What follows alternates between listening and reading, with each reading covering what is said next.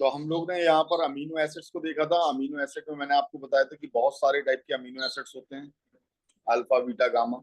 हमें यहाँ पर जो पढ़ना है, अल्फा अमीनो एसिड को पढ़ना है। 3 टाइप के होते हैं, neutral amino acid, alpha amino acid, acidic और बेसिक।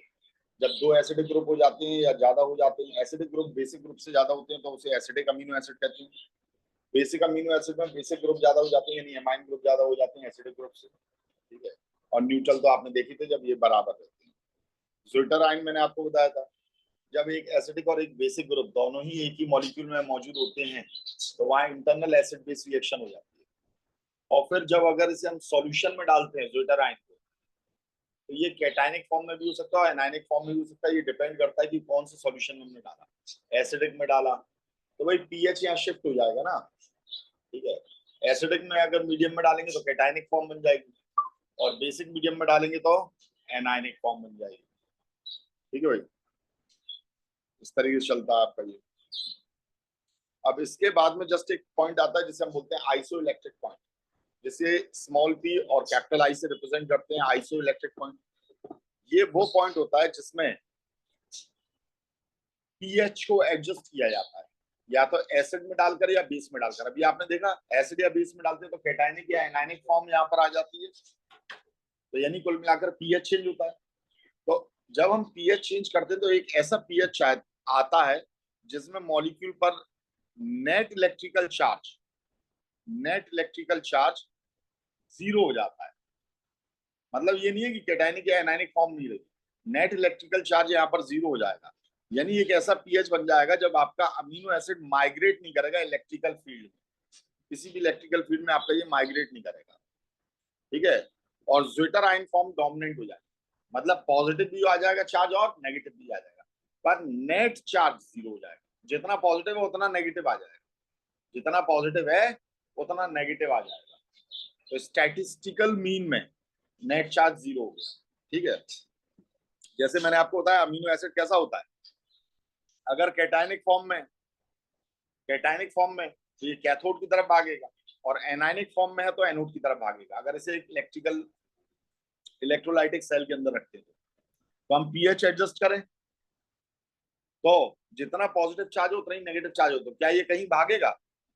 किसी इलेक्ट्रोड की तरफ नहीं भागेगा। तो हम कहेंगे ये इसका पीआई पॉइंट आ गया, यानी आइसो इलेक्ट्रिक पॉइंट आ गया। और आइसो इलेक्ट्रिक पॉइंट में ज्विटर आयन फॉर्म जो रहती है वो कैसी हो जाती है? डोमिनेंट हो जाती है।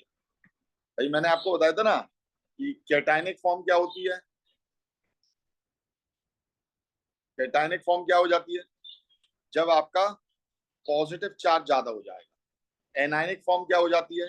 जब नेगेटिव चार्ज ज्यादा हो जाता है, तो हम इसे बोलते हैं एनायनिक फॉर्म। और ज्विटर फॉर्म क्या हो जाती है? जब पॉजिटिव भी होता है और नेगेटिव भी होता है, दोनों ही होते हैं, तब ये कहीं पर भी नहीं भागता, और यही आपकी,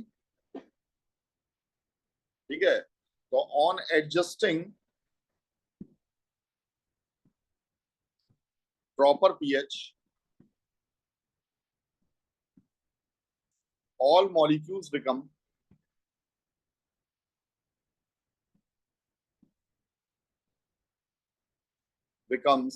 ज्विटर आयन। सारे के सारे मॉलिक्यूल ज्विटर आयंस बन जाते हैं, ठीक है। क्लियर है? जैसे इसके एक दो एग्जांपल अपन उठाते हैं। सपोज करो हमने एस्पार्टिक एसिड को ले लिया, तो एस्पार्टिक एसिड क्या होता है? CH3COH हमने ये लगाया, और बाकी पूरा ग्रुप अपन ने वैसे ही लगा दिया। COH, ये लगा है NH2, और यहाँ पर लग गया H। क्या बोलते हैं हम इसे? Aspartic acid. इसका जो पीआई रहेगा वो कितना होना चाहिए? अब एसिडिक मीडियम है तो बनी बात है इसका 7 से कम होना चाहिए। तो वह पीएच जिसमें डोमिनेंट फॉर्म कौन सी आ जाती है? ज्विटर आयन फॉर्म आ जाती है। वो क्या होता है? 3.22 पीएच होता है। 3.22 होता है, ठीक है। अब हम आ जाते हैं लाइसीन में। तो लाइसीन में क्या होता है? ये बेसिक फॉर्म होती है COH, और ये क्या लग गया आपका? NH2, यहां लगा ये H, CH2 हमने रख दिया ये 4 बार, 3 बार, और फिर हमने यहाँ पर रख दिया CH2 और ये NH2 है। ये बेसिक है, बेसिक है तो इसका पीआई पॉइंट कहाँ जाना चाहिए, 7 से ऊपर, तो इसका पहुंचता है 9.87। ये बेसिक अमीनो एसिड है, बेसिक अमीनो एसिड। पीआईपीएच की तरह नहीं होता बेटा, ये वो पीएच होता है जिस पर ज्विटर आयन फॉर्म डोमिनेंट हो जाता है।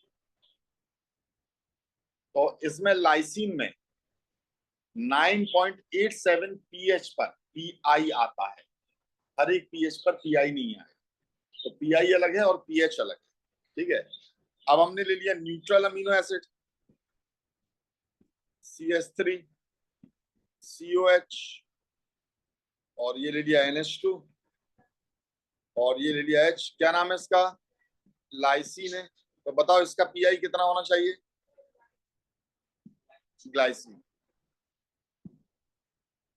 इसका कितना होना चाहिए, तो इसका पीएच होना चाहिए, पीआई होना चाहिए, मस्ट बी 7, लेकिन होता नहीं है, होता कितना है, पीआई इज 6.02, हल्के से एसिडिक में आ जाता है। ऐसा क्यों होता है, ऐसा इसलिए होता है बेटा क्योंकि देखो जो एसिडिक ग्रुप है वो बेसिक ग्रुप से कैसा है, स्ट्रॉन्गर है, कैसा है, स्ट्रॉन्गर है, acidic group is stronger.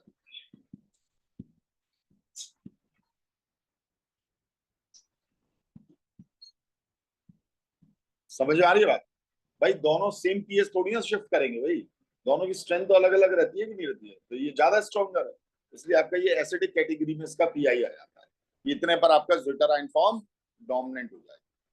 Clear है। अब इसके बाद में नेक्स्ट टॉपिक है essential and non essential amino acid क्या होते हैं भाई। तो देखो बेटा इसेंशियल क्या होते हैं, है कोई आइडिया, ऐसे अमीनो एसिड्स, देखो एक होते हैं non essential amino acid, non essential amino acid क्या होते हैं, जो सिंथेसाइज होते हैं हमारी बॉडी में, सिंथेसाइज्ड इन बॉडी, ये बॉडी के अंदर ही बन जाते हैं, ये बॉडी के अंदर ही बनते हैं, लगभग 20 ऐसे होते हैं, और 10 इसेंशियल अमीनो एसिड होते हैं, ये हमारी बॉडी के अंदर नहीं बनते, तो ये जरूरी होता है कि हम ये कहाँ से लें, डाइट से लें, ठीक है, तो डाइट में इनका होना जरूरी है, इसलिए इन्हें इसेंशियल अमीनो एसिड कहा जाता है, ये हमारी बॉडी में नहीं बनते, not synthesised in our body.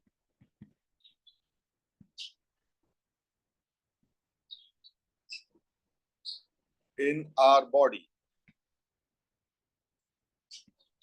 so are required in diet,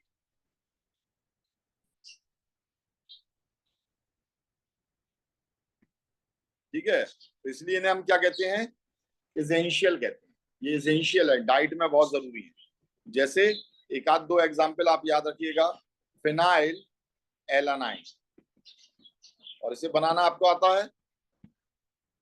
है ना, नॉर्मल अमीनो एसिड बना लीजिए पहले तो, NH2, और ये लगा H, अब यहां पर लगा दिया आपने CH2, और यहां पर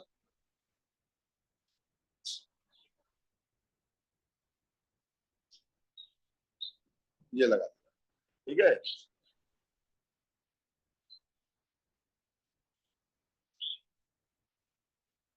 नेक्स्ट है हमारा डाइपेप्टाइड्स,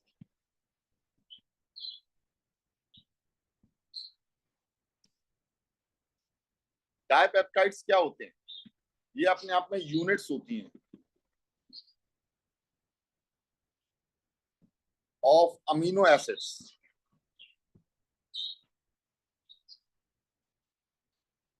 जो अमीनो एसिड्स रहते हैं वो एक दूसरे से जुड़ते हैं तो वो डाइपेप्टाइड बॉन्ड से जुड़ते हैं, ठीक है। जैसे यहां पर देखिएगा हमारे पास में सपोज करो ये एक अमीनो एसिड है और यहां पर कोई ग्रुप लगा हुआ है G1, NH2 और ये लगा रखा हमने H। और यहाँ पर एक कोई दूसरा आपका अमीनो एसिड है NH2C, यहाँ पर ये G2 ग्रुप लगाया, C double bond O, OH और ये लगा हुआ H। ठीक है, अब इन्हें अगर आपस में एक दूसरे से जोड़ना होगा तो ये कैसे जुड़ेंगे? तो नाइट्रोजन पर आपको मालूम है क्या होता है, लोन पेयर होता है। लोन पेयर होता है तो इस लोन पेयर को उठाकर ये कार्बोनाइल, कार्बन पर ये अटैक मारेगा, ये इस पर अटैक मारेगा तो ऑक्सीजन इलेक्ट्रॉन लेगा, फिर ऑक्सीजन इलेक्ट्रॉन वापस करेगा और OH को यहां से निकाल देगा। नाइट्रोजन पर क्या आ गया, पॉजिटिव चार्ज को दूर करने के लिए क्या निकाल देता है, यहाँ से H+ को निकाल देता है, और H+ को निकाल देता है तो इस तरीके से ये एक दूसरे से कंबाइन हो जाते हैं, और कंबाइन हो जाएंगे तो अब आप समझ सकते हो कैसे क्या बनेगा। ये है G1, यहाँ पर क्या है NH2H, ये C डबल बॉन्ड O, और इससे कौन जुड़ गया, NH जुड़ गया कि नहीं जुड़ गया, NH यहां से जुड़ गया, और बाकी ग्रुप को आप एज इट इज लिख दोगे G2H C double bond O OH। ठीक है, क्लियर है। तो यहाँ पर ये जो फॉर्मेशन हुआ है इसे हम बोलते हैं पेप्टाइड बॉन्ड। क्या बोलते हैं, peptide bond. This is known as peptide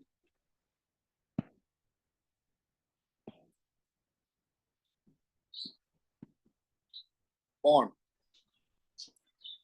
कहाँ मौजूद होता है ये आपका, बिटवीन टू अमीनो एसिड, दो अमीनो एसिड के बीच में आपका ये मौजूद होता है। ठीक है, और इस मॉलिक्यूल को हम क्या बोलेंगे, इसे हम बोलेंगे डाइपेप्टाइड। ठीक है, कहां पाया जाता है, इन प्रोटीन्स। ठीक है, तो डाइपेप्टाइड होता है, पॉलीपेप्टाइड होते हैं, ये सब मिलकर क्या बनाते हैं, प्रोटीन्स का फॉर्मेशन करते हैं।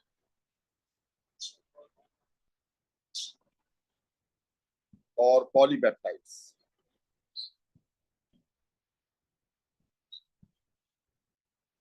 किसका बेटा, क्या चीज, ये तुमने पूरा निकाल नहीं दिया, लीविंग ग्रुप नहीं हो गया। ठीक है भाई, हाँ,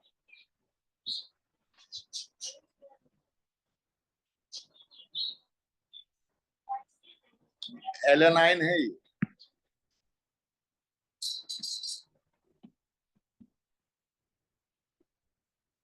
ठीक है, फिनाइल एलेनाइन हाइड्रोजन लगाकर ही बनता है। चलो आगे देखते हैं। अब देखिए बिल्कुल ऐसे ही NH2C, हमने ये लगाया G1, ये लगाया H, C double bond O, यहाँ कौन जुड़ गया, NH, यहाँ पर ये C, ये लगाया हमने G2, और ये लगाया C डबल बॉन्ड O, यहाँ पर ये लगाया H, और यहाँ पर लगा दिया NH C, ये लग गया G3 C double bond O, ये लगाया H, NH C G4 H C double bond O। इस तरीके से आपका जुड़ता चला जाएगा। तो ये फॉर्मेशन किसका करेगा, इसे क्या बोलेंगे, पॉलीपेप्टाइड बोलेंगे। ये होता है आपका पॉलीपेप्टाइड। ठीक है, यहाँ पर कई कई यूनिट्स एक दूसरे से जुड़ जाती हैं। कहां से कहां तक की यूनिट आप कहते हो, ये एक यूनिट हो गई है, दूसरी यूनिट आपकी ये हो गई है, तीसरी यूनिट ये हो गई आपकी। ठीक है भाई, चौथी यूनिट आपकी ये हो गई।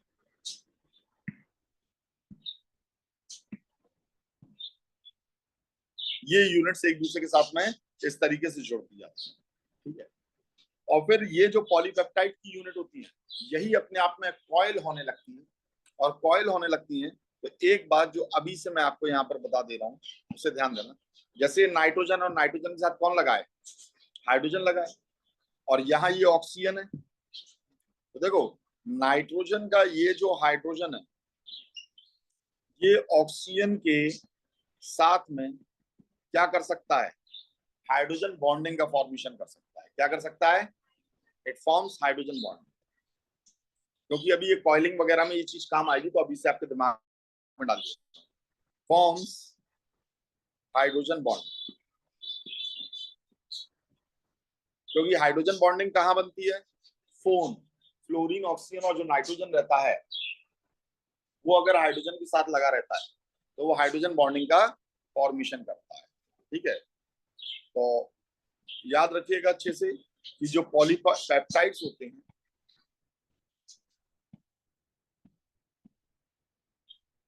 ये फॉर्म करते हैं किस चीज को, प्रोटीन को, प्रोटीन का फॉर्मेशन करते हैं। प्रोटीन्स क्या होती हैं, ये इतने बड़े कंपाउंड होते हैं कि इनका मॉलिक्यूलर वेट, यानी प्रोटीन का एक मॉलिक्यूल का मॉलिक्यूलर वेट निकालोगे तो वो लाखों में निकलेगा। ठीक है, जिनका मॉलिक्यूलर वेट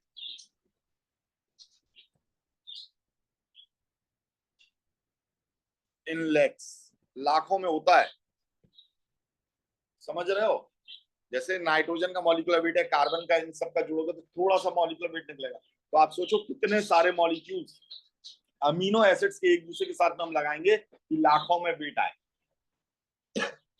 तो प्रोटीन का अगर एक मॉलिक्यूल लेते हो तो उसका ही मॉलिक्यूलर वेट लाखों में निकलता है। ठीक है, क्यों, क्योंकि इसमें बहुत सारी प्रोटीन्स एक दूसरे के साथ में जुड़ती चली जाती हैं। जैसे ये A1 है, इसके बाद A2 लगा, फिर A5 लग जाएगा, फिर A10 लग जाएगा, फिर A6 लग जाएगा। इस तरीके से आपके अमीनो एसिड्स लगते जाते हैं, अलग अलग अमीनो एसिड इस टाइप से लगते जाते हैं। ठीक है, ये लॉन्ग चेन होती है पॉलीपेप्टाइड की। प्रोटीन्स जो रहती हैं ये होती हैं लॉन्ग चेन ऑफ पॉलीपेप्टाइड।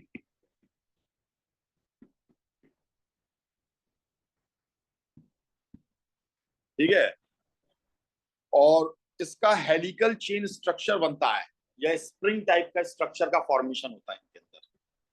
ये जो पॉलीपेप्टाइड रहते हैं ये आपके हेलिकल चेन्स का फॉर्मेशन करते हैं, इस टाइप का स्ट्रक्चर बनाते हैं प्रोटीन के अंदर। ठीक है, या आप कह सकते हो स्प्रिंग। और हेलिकल हेलिकल स्ट्रक्चर बनाने के लिए बहुत सारे बॉन्ड्स जो रहते हैं वो हेलिकल्स का फॉर्मेशन करते हैं। उन सबको अभी अपन लोग प्रोटीन में पढ़ेंगे।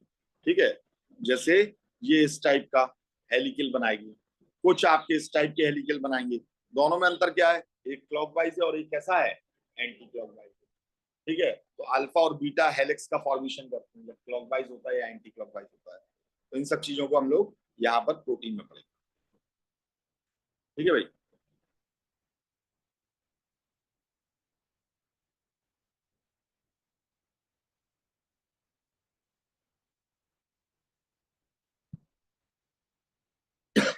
देखिए भाई,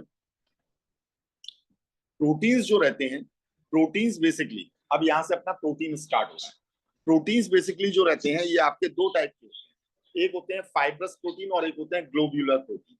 फाइब्रस प्रोटीन क्या होते हैं, जो फाइबर जैसे रहते हैं यानी धागे टाइप के रहते हैं उन्हें अपन बोलते हैं फाइब्रस प्रोटीन बोलते हैं।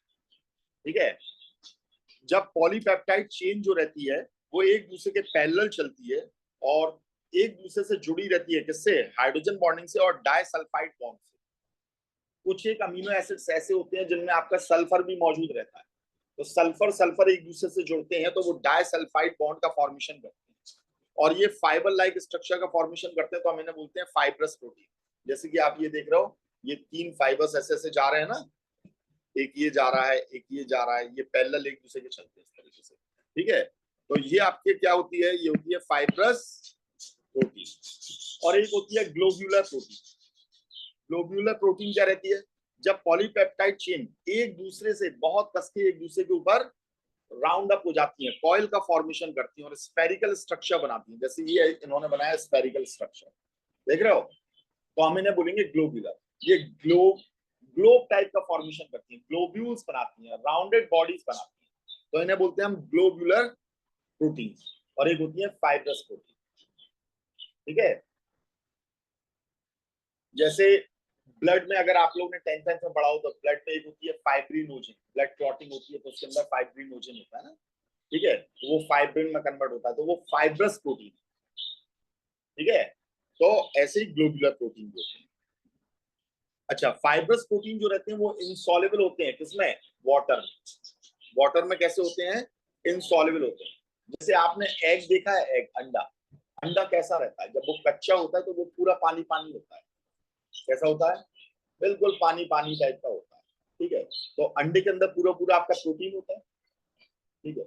अब उसी अंडे का अगर अपन पीएच चेंज कर दे तो पीएच अपन कैसे चेंज कर सकते हैं, पीएच कई चीज से चेंज होता है, ठीक है। जैसे कि आपने उसके ऊपर एसिड भी डाल दिया तो भी यही होगा, और आपने उसे गर्म कर दिया तो गर्म करने पर भी क्या होगा, उसका ऑमलेट बनता है ना। तो देखो वहां पर कोई भी फाइबर्स नहीं थे, लेकिन जैसे ही आपने गर्म किया उसका ऑमलेट बनाया तो वहां पर फाइबर्स आ जाते हैं, वो फाइबर्स एक दूसरे के साथ में मैश का फॉर्मेशन करते हैं, तब जाके ऑमलेट बनता है, समझ में आई है। तो वहां फिर वो फाइब्रस प्रोटीन में कन्वर्ट हो गया, किसमें कन्वर्ट हो गया, जब ऑमलेट उसका बना तो वो फाइब्रस प्रोटीन में कन्वर्ट हो गया। और फाइब्रस प्रोटीन जो रहते हैं ये वाटर इंसॉल्युबल होते हैं, कैसे होते हैं, वाटर इंसॉल्युबल होते हैं, समझ में आई है बात। जबकि ग्लोबुलर प्रोटीन जो रहते हैं वो सॉल्युबल होते हैं किसमें, वाटर में। जैसे इंसुलिन है, एल्ब्यूमिन है, ये सब ग्लोबुलर प्रोटीन। इंसुलिन आप जानते हो कहां से निकलता है, पैनक्रियास से निकलता है, क्या करता है, डायबिटीज करता है, कैसे कंट्रोल करता है, शुगर को कंट्रोल नहीं करता है, वो पास देता है, वो एक तरीके से पास होता है किसका, शुगर का, कहा, सेल के अंदर जाने के लिए वो परमिटिविटी देता है। शुगर को वो कन्वर्ट नहीं करता है किसी चीज में, वो सिर्फ उसे सेल के अंदर जाने के लिए परमिट होता है, जैसे आपको क्लास में परमिट स्लिप मिलता है ना, क्लास से बाहर जाने के लिए, है ना। तो वैसे ही ये इंसुलिन भी परमिट होता है कि शुगर को सेल के अंदर जाने देना है या नहीं जाने देना। अगर वो सेल के अंदर शुगर नहीं जा पाएगी तो फिर वो ब्लड में ज्यादा इकट्ठी होगी, तो हम ये कहेंगे भाई शुगर बहुत ज्यादा होगी, तो वो सेल के अंदर नहीं जाए, और जा नहीं पाएगी तो यूज नहीं हो पाएगी, यूज में हो पाएगी तो फिर एनर्जी नहीं मिलेगी। तो ये होता है इंसुलिन। एल्ब्यूमिन ये कहाँ पाया जाता है, ये हमारे ब्लड में पाया जाता है। एल्ब्यूमिन और ग्लोब्यूलिन, प्रोथ्रोम्बिन, फाइब्रिनोजन, ये चार आपके प्रोटीन होते हैं जो आपके ब्लड के अंदर पाए जाते हैं, ठीक है। तो उनमें से आपका एक ये एल्ब्यूमिन भी होता है। तो ये क्या है, ये ग्लोबुलर प्रोटीन। अब यहाँ फाइब्रस प्रोटीन के एग्जांपल, केराटिन, ये केराटिन कहाँ पर मौजूद होता है, हेयर कंपोनेंट्स में और नील्स में। केराटिन, बीच में शैम्पू आता था उसमें केराटिन का कंपोजिशन होता था, बहुत देखा करता था, ये सब ऐड करते थे। कोलेजन, कोलेजन आपके टेंडर्स, स्किन, बोन्स और टीथ में पाया जाता है, ठीक है। तो ये दो दो चार चार इसके एग्जाम्पल आपको याद है। अच्छा, किसी भी प्रोटीन को पढ़ते हो तो प्रोटीन के बेसिकली आपके चार स्ट्रक्चर्स होते हैं, ठीक है। प्रोटीन का स्ट्रक्चर क्या होता है, उसमें स्पेसिफिक सीक्वेंस होता है अमीनो एसिड्स का, ठीक है। तो प्रोटीन को अगर हम पढ़ते हैं तो प्रोटीन में आपके चार स्ट्रक्चर होते हैं, एक प्राइमरी स्ट्रक्चर होता है, एक सेकेंडरी स्ट्रक्चर होता है, एक टर्शरी होता है और एक क्वाटरनरी स्ट्रक्चर होता है। तो चार स्ट्रक्चर्स हमारे प्रोटीन के अंदर मौजूद रहते हैं, और इन चारों स्ट्रक्चर्स को हम यहाँ पर चार स्ट्रक्चर को पढ़ते हैं, तब जाकर हम पूरी प्रोटीन की पढ़ाई कर पाते हैं।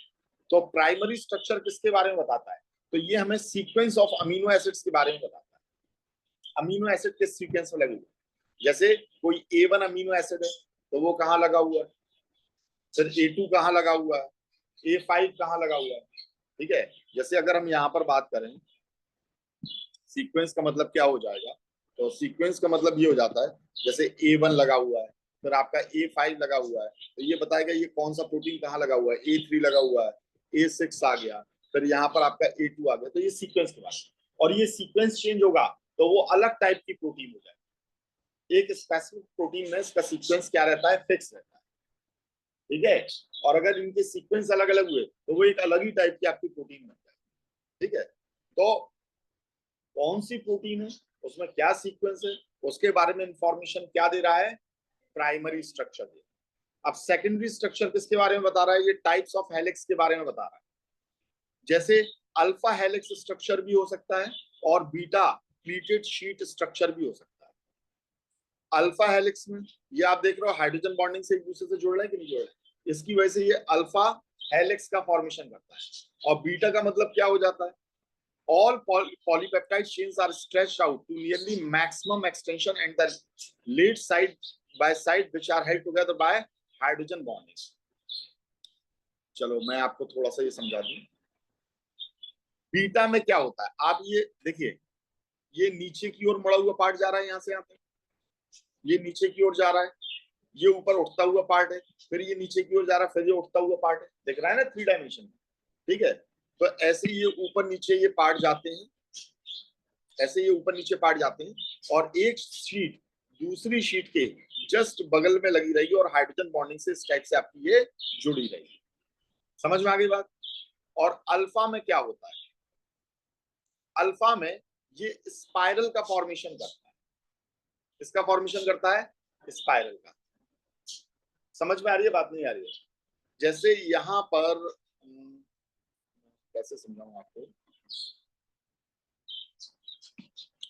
जैसे वो प्लेट्स नहीं रहती हैं, बच्चे छोटे बच्चे जो फ्रॉक पहनते हैं तो उनके अंदर ये प्लेट्स चलती हैं, तो ये प्लेट्स टाइप की ये फॉर्मेशन करती है, शीट्स प्लेट्स टाइप की, ये इसका फॉर्मेशन करती है। और हेलिक्स तो आप जानती हो, तो अल्फा ये हेलिक्स का फॉर्मेशन करती है और ये प्लीटेड शीट का फॉर्मेशन करती है। क्लियर है? तो आपका ये अल्फा हेलिक्स है कि बीटा प्लीटेड शीट का फॉर्मेशन कर रही है, इसके बारे में जानकारी कौन देगा? सेकेंडरी स्ट्रक्चर देगा। कौन देगा? अब जो टर्शरी स्ट्रक्चर होता है, ये फोल्डिंग ऑफ पॉलीपेप्टाइड चेन। अब ये जो पॉलीपेप्टाइड चेन है, ठीक है, ये किस टाइप से फोल्डेड रहेगी उसके बारे में जानकारी ये टर्शरी स्ट्रक्चर देगा, क्योंकि इसकी फोल्डिंग जो रहेगी वो दो में से कोई एक प्रोटीन बनाएगी, या तो फाइब्रस बनाएगी, या तो वो फाइब्रस है या ग्लोब्यूलर है, उसके बारे में जानकारी कौन दे रहा है? Tertiary structure. तो आपको बाकायदा याद होना चाहिए किस चीज के बारे में जानकारी कौन दे रहा है। अमीनो एसिड्स के सीक्वेंस के बारे में जानकारी दे रहा है प्राइमरी स्ट्रक्चर। तो सेकेंडरी स्ट्रक्चर किस चीज के बारे में जानकारी दे रहा है? अल्फा है या बीटा पैलेक्स है, ठीक है, प्लीटेड है। तो और टर्शरी स्ट्रक्चर ग्लोबुलर है कि वो फाइब्रस है, मतलब एक दूसरे के साथ में पैरेलल लग रही है तो आपकी वो फाइब्रस है, और एक दूसरे पर ही कॉइल अप हो जा रही है तो ग्लोबुलर है। क्वाटरनरी स्ट्रक्चर ये किस चीज के बारे में जानकारी दे रहा है? स्पैटियल अरेंजमेंट ऑफ टू और more polypeptide chain refer subunit results in quaternary structure. Spatial arrangement कैसा है, ये कैसे में एक दूसरे के साथ स्पेस में इनका ओरिएंटेशन है, उसके बारे में जानकारी क्वाटरनरी स्ट्रक्चर। ठीक है, अब यहीं पर एक वर्ड आता है डीनेचुरेशन ऑफ प्रोटीन। डीनेचुरेशन का मतलब क्या होता है? प्रोटीन का,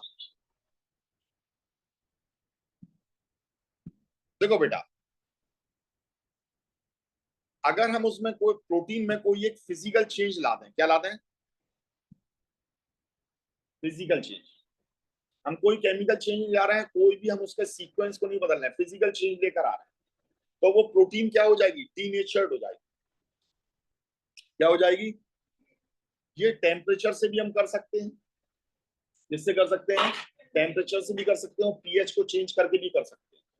जैसे मैंने आपको बताया, हमने अंडा लिया और अंडे को हमने गर्म कर दिया, तो वो देखो सॉल्युबल से वो क्या हो गया? इनसॉल्युबल हो गया कि नहीं? वो फाइब्रस में कन्वर्ट हो गया। पहले वो सॉल्युबल था, यानी कि वो कैसा था?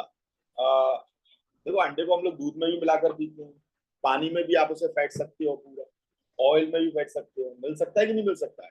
ठीक है, ये सारी चीजें होती है। तो वो पहले क्या था? ग्लोबुलर था। अब हमने जैसे ही उसके पीएच को चेंज किया तो वो फाइब्रस में कन्वर्ट हो गया, और उसका जो नेचर था, वो नेचर, ठीक है, यानी उसकी जो बायोलॉजिकल एक्टिविटी थी वो खत्म हो गई। जिस चीज के लिए वो प्रोटीन बना था वो चीज इसकी ये खत्म हो गई, इसे हम बोलते हैं denaturation. It loses it's biological activity, और इसे हम क्या बोलते हैं? डीनेचुरेशन ऑफ प्रोटीन बोलते हैं। ठीक है, इसमें क्या होता है? अनफोल्डिंग हो जाती है, किसकी? हेलिक्स की और कॉइल्स की। हेलिक्स और कॉइल्स जो रहती है वो अनफोल्ड हो जाती है। भाई ग्लोबुलर में क्या था? वो एक दूसरे पर कॉइल अप थी, गोल गोल थी ना। अब आपने उसे गर्म कर दिया तो वो किस में कन्वर्ट हो गई? फाइब्रस में। तो फाइब्रस में क्या हो गई? उसकी फोल्डिंग्स खुल गई कि नहीं? भाई आपने गर्म कर दिया तो उसके बॉन्ड ऑन सब टूट गए, डाइपेप्टाइड बॉन्ड टूट गए हैं, हाइड्रोजन बॉन्डिंग वगैरह टूट गई है, तो उसकी कॉइल्स खुल जाएंगी और वो कैसी बन जाएगी? वो फाइब्रस टाइप की बन जाएगी। ठीक है, तो यानी यहां पर क्या हो जाएगा? उसका डीनेचुरेशन हो जाएगा। और रीनेचुरेशन मतलब क्या होता है? Regaining biological activity. इसीलिए देखो, अगर हम लोग को बुखार चढ़ता है और अगर साथ में कोई और बीमारी है, डॉक्टर कहेगा बाकी की बीमारियां बाद में सही करेंगे, पहले तो बुखार को कंट्रोल करो। चाहे वो ठंडे उसकी पट्टी रखेगा आपके ऊपर, पानी की पट्टी रखेगा, ठंडे पानी से नहला देगा डॉक्टर आपको, लेकिन पहले बुखार कंट्रोल करेगा। रीजन क्या होता है? हमारी बॉडी में मैक्सिमम प्रोटीन होते हैं, हमारी बॉडी में मैक्सिमम प्रोटीन, और प्रोटीन बहुत बड़ा रोल करते हैं। और प्रोटीन का एक टेम्परेचर होता है अपना, एक अपना उसका एक सर्टेन टेम्परेचर होता है जिसे ऑप्टिमम टेम्परेचर बोलते हैं, जिसका प्रोटीन अपने सबसे अच्छा काम करती है, उनकी सबसे अच्छी बायोलॉजिकल एक्टिविटीज होती है।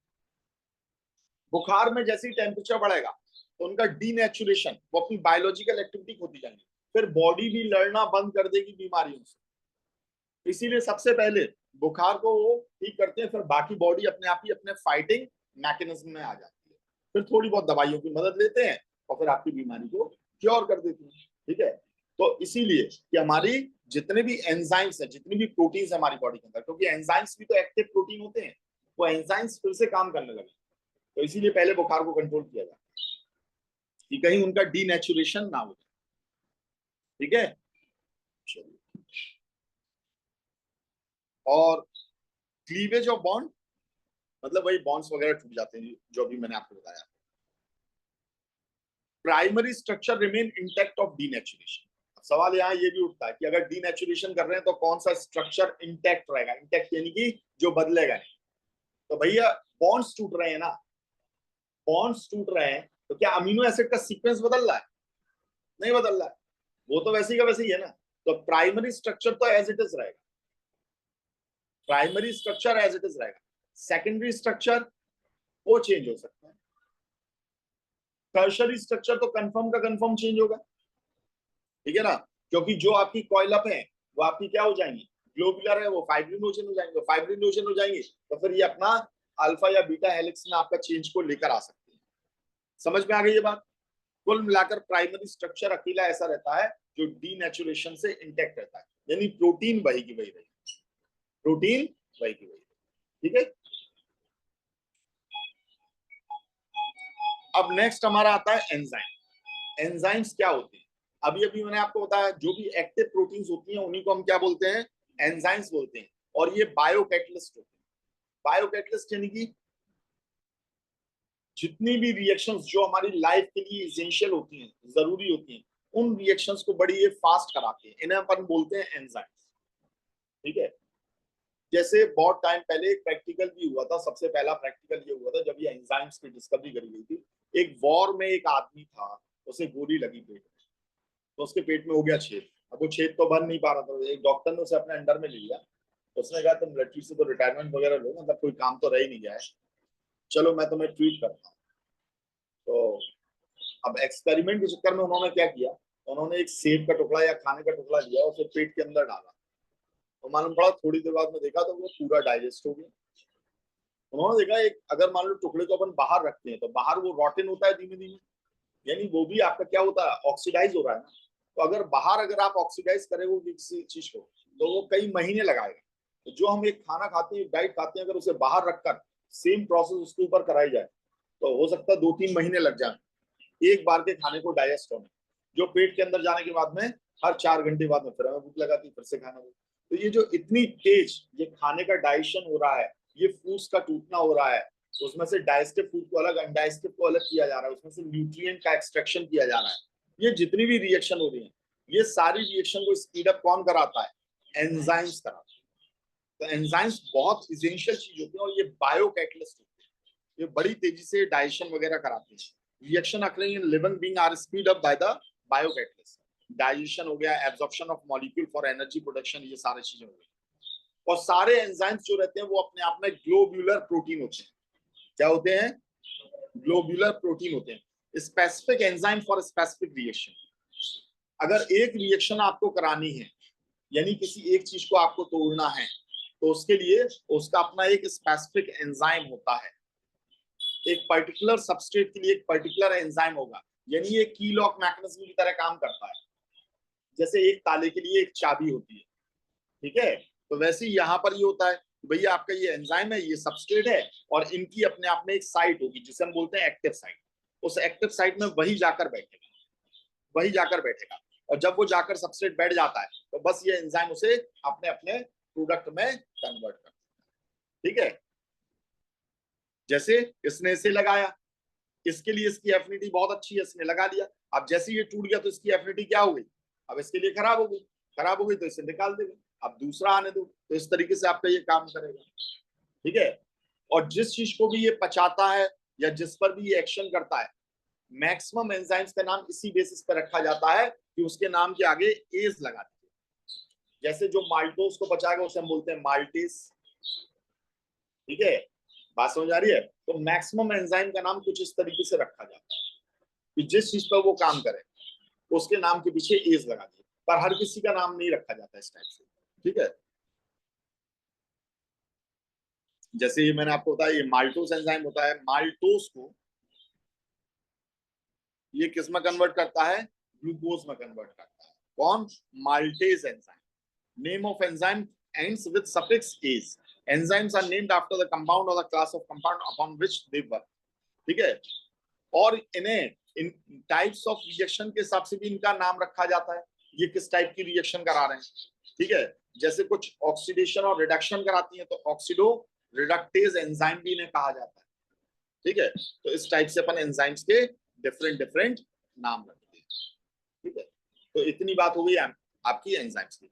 अब बचा हुआ है विटामिन और वाइटामिन्स बचे हुए हैं और आपके न्यूक्लिक एसिड्स वगैरह बचे हुए हैं, ठीक है। इसे अपन देखेंगे।